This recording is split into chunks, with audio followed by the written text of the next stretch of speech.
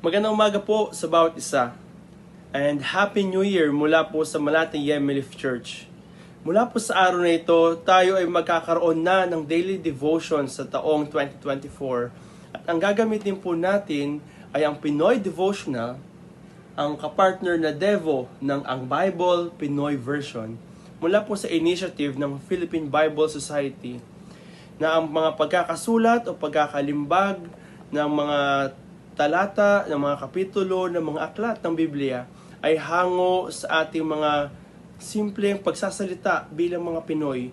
At ito po ay naaayon sa katapatan ng kanilang pagsasaliksik upang matranslate ang bawat salita mula sa mga original nitong mga pagkakasulat na lengguwahe.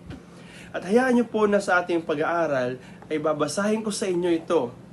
At ito ang mismong magiging devotional natin every morning. Tayo po ay magpasimula na. Ang ating pong pagbubulay ay may pamagat na mga moments sa buhay. Mula po sa Ecclesiastes 3:1. Sabi po rito, may panahon ang lahat ng bagay at may time ang bawat pangyayari sa mundong ito.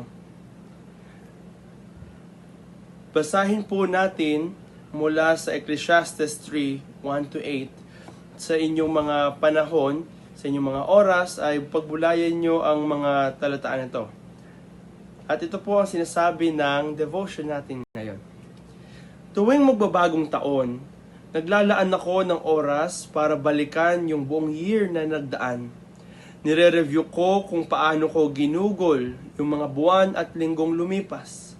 Sinusulat ko yung mga naging highlights ng bawat buwan, mga experiences na nagpasaya at nagpalungkot sa akin, mga accomplishments at failures, mga proud moments at mga nakakahiyang eksena. Marami akong na-experience every year. Halos lahat yata ng emosyon naramdaman ko na. Buti na lang, sa lahat ng yon, sinamahan ako ni Lord. May time na sobrang discouraged akong magtrabaho at mag-aral. Meron namang times na ganado ako at inspired. May times na grabe ang lungkot ko. Meron namang times na napapakanta pa ako sa tuwa. Merong times na feeling ko walang nagmamahal sa akin. At meron ding times na damang-dama ko ang love ng mga kaibigan at pamilya ko. Ganun yata talaga, may panahon ang lahat ng bagay.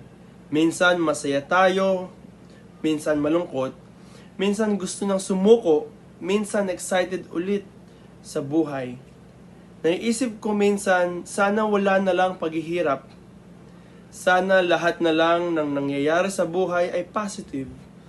Pero pag binabalikan ko yung experiences ko in the past years, nare-realize ko na iba rin yung nararamdaman kong saya nung nakabangon ako sa pagkakalugmok. Mas may lalim na yung mga ngiti ko. Nagkakaroon ako ng pinaghuhugutan at naging mas matatag ang puso ko.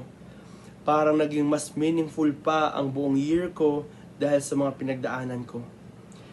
Hi, bagong taon na naman. Siguradong marami na namang mangyayari sa buhay natin. Siyempre, hindi yan puro saya. Meron at merong magiging pagsubok.